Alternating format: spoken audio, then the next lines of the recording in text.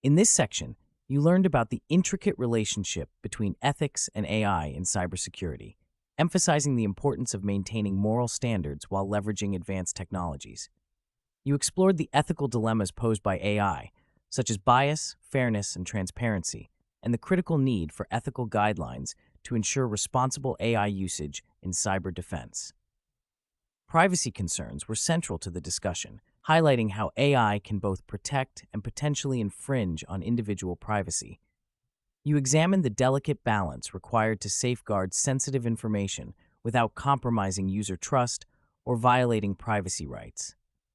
The lessons delved into the legal frameworks and regulations governing AI deployment in cybersecurity, underscoring the necessity for robust legal structures to address emerging challenges.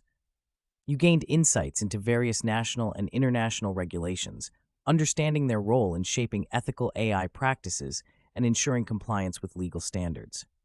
Theoretical approaches to ethical AI were also covered, providing a foundation in ethical theories and principles that guide AI development and implementation. Concepts such as utilitarianism, deontology, and virtue ethics were examined for their applicability in real-world AI scenarios.